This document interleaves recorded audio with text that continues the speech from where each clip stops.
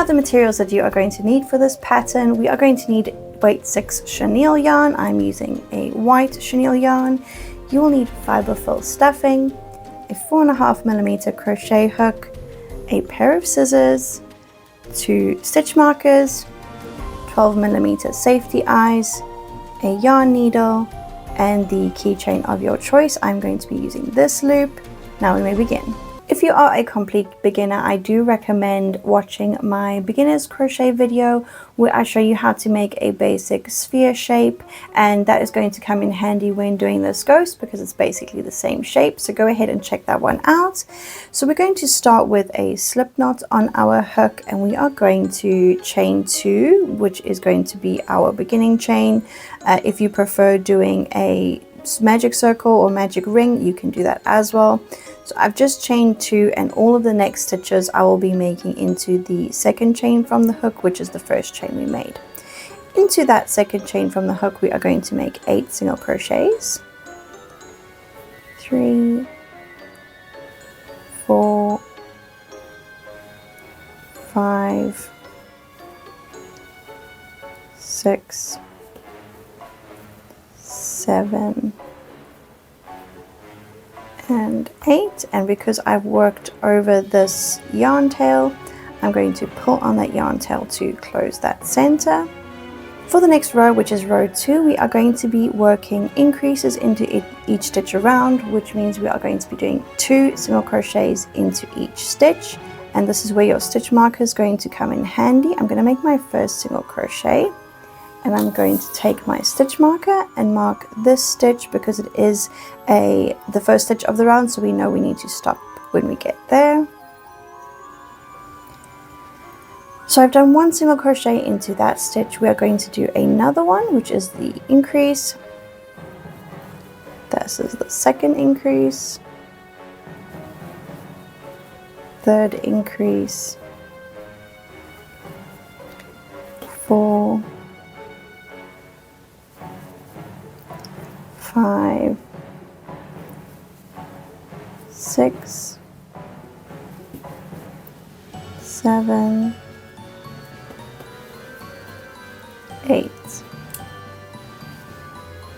So we know that is the last increase because we have reached the stitch marker, which is the end of the row. And because we've done 8 increases, we have now doubled our stitches. So at the end of row 2, you should have 16 stitches in total. Now our next row is going to be an increase row once again. However, we are going to do every second stitch an increase. So into this first stitch, we are going to make 1 single crochet. We're going to mark that as the first stitch of the round. Then we are going to do 2 single crochets into the next stitch, which will be our increase. Then into the next stitch, we are going to do 1 single crochet. And then to the next 2 single crochets. We're going to continue that pattern all the way around.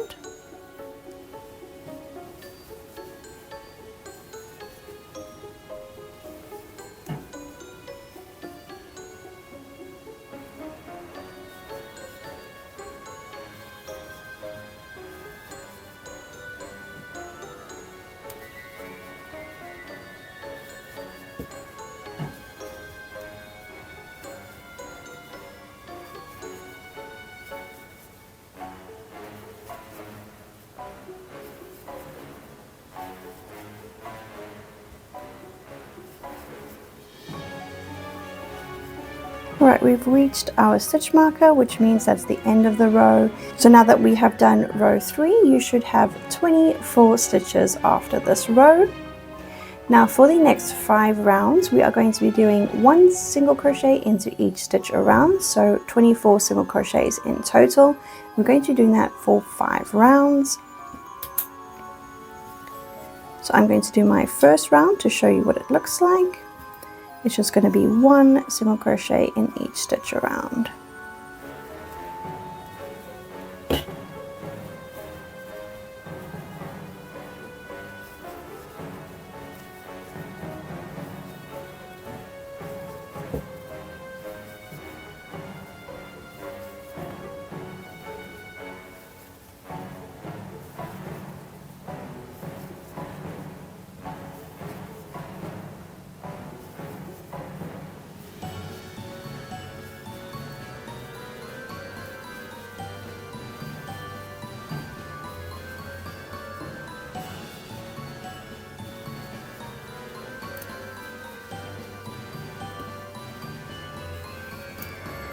There we go. We have done the first round of single crochets. I need to do another 4. Feel free to pause the video here and we will meet back once we've done all 5 rounds. I have just finished the 5th row of single crochets, so at the end of row 8 you will still have 24 stitches, but we've added a little bit of length to our ghost. So now we can go ahead and add our safety eyes before we start decreasing the body. So taking your 12mm safety eyes, I'm going to place the safety eyes on the opposite end of my starting stitch, which is marked here with a stitch marker. So that is going to be the back of my ghost and this is going to be the front. And we are going to put our safety eyes in between row 4 and 5 with 4 visible stitches apart. So we're going to count 1, 2, 3, 4, 5. I'm going to place my first one over there. And then my second one about there. I'm going to move it 1 over. So in between you can see 4 visible stitches. And there are our safety eyes. And I'm going to secure those with the backs.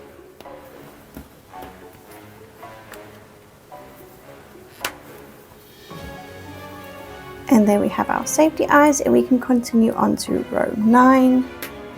Now row 9 is going to be a decrease round, and we're going to be working into the back loop only, and we will mark the first front loop that we do. So we need to have our next stitch marker on hand. So I'm going to remove my stitch marker, and I'm going to mark this very first front stitch with my second stitch marker.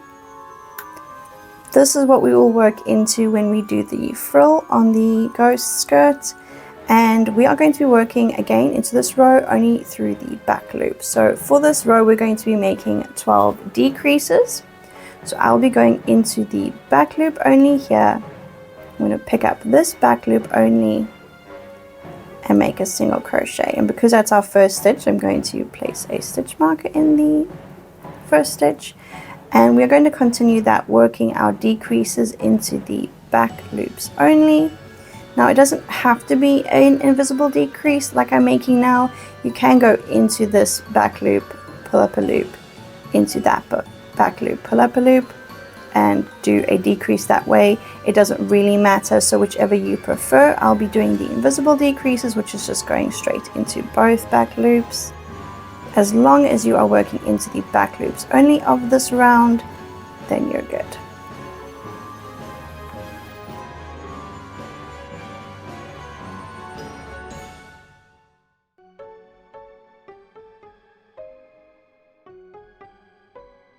And we're going to now stuff our body because we have a small enough closing that the stuffing won't come out.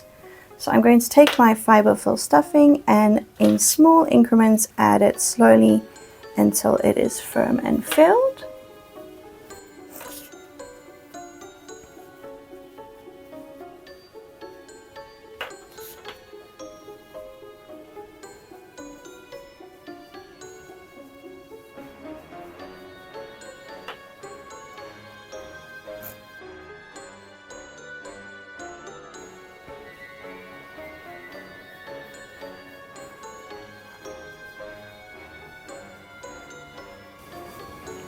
I'm happy with that firmness, so what I'm going to do now is continue doing the next row, which is the last row, row 10, and we are going to be doing 6 decreases.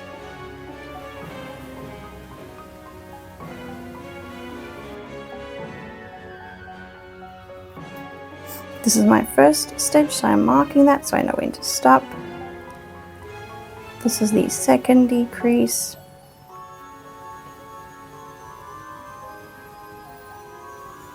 Third decrease.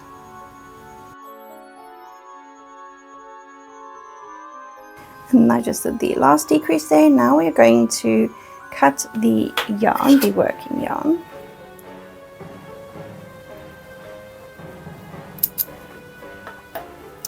And I'm going to leave a tail to be able to close those last 6 stitches. Threading your yarn end onto your needle.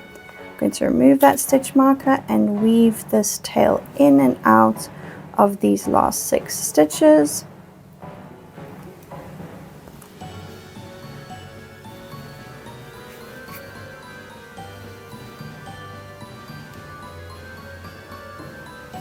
And I'm going to pull tightly to close and then weave this end in.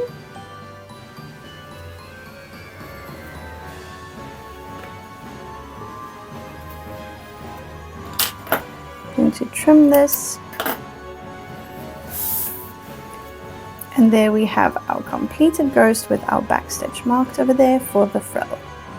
So right here we have our ghost complete, and if we turn the ghost upside down so the head is facing down, we are going to identify the front loops that we left in row 9, and we've marked the first one over here, so that's where we're going to start making our frill. And we're going to have to pull through our yarn, so I already have a slip knot on my yarn over here. I'm going to remove this stitch marker, insert my hook and pull through that loop, and we are going to start by making a chain 2. So we're going to chain 1, chain 2, and into that same stitch that we've just hooked our yarn through, we are going to make a double crochet.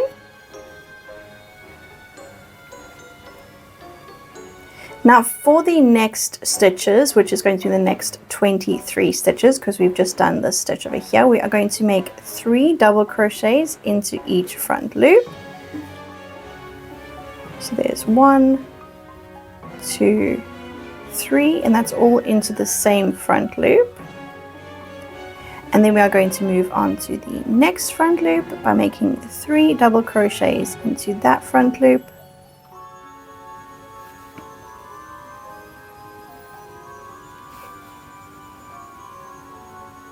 We're going to continue that all the way around, making 3 double crochet into each front loop.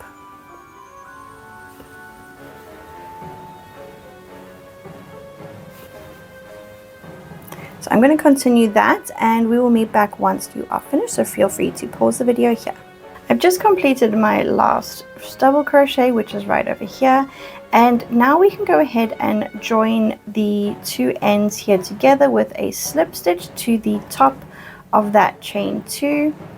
We are going to then chain 1 and finish off our yarn over here and leave enough of a tail to weave in the ends.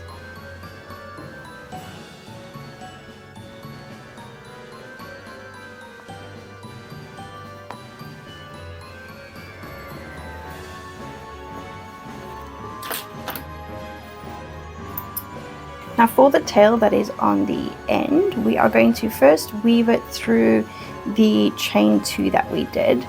So kind of weave it in and out until we reach the body.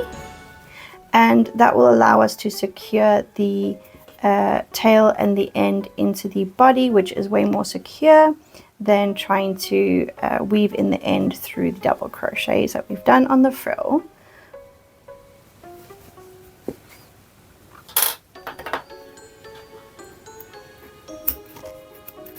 This is the body of our ghost done. Now we can add some details like a little mouth and some blush for the cheeks, and of course our keychain over here. I'm going to start by doing the blush. I'm going to take a small amount of chenille yarn, but you could also use some actual blush like makeup and just dust some on either side of the eye. I will be using chenille yarn for my blush, and I'll show you how I'll do that. So I have a small piece of light pink chenille yarn over here, and I'm going to thread that onto my yarning needle, and I'm going to go from the back of the head and out just under the eye over there, and this is in between round 1, 2, 3, 4, 5 and 6. So this is between row 5 and 6. I'm going to pull that out, and then I'm going to go just 1 stitch up, back, in and out. That's going to give us our first little puff over there. Now I'm going to go back into the stitch here, but instead of coming out like we did before, I'm going to go through to the other side of the head. That's going to complete that side. And then we're going to do the same thing on this side. We're going to go 1 stitch out. Then we've got our second little piece of blush, and then when I go in here again, I'm going to go out on that side, so when I pull through, the end will come together, and then I can just tie that off instead of having to weave in the ends. So there's our 2 blush, and then to tie this off, I'm just going to make a knot.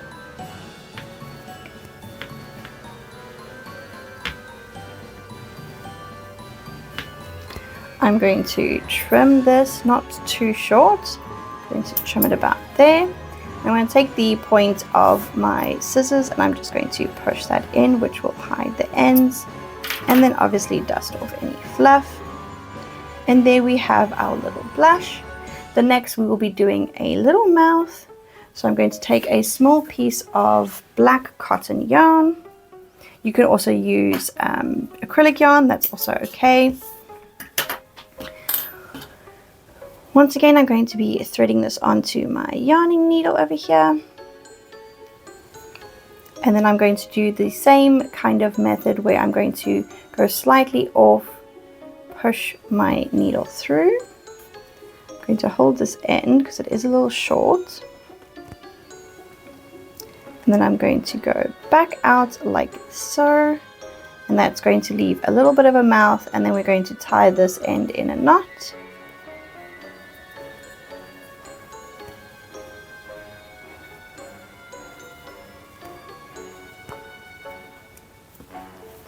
I'm going to leave a little bit of a tail, so we can just hide that in our ghost's body.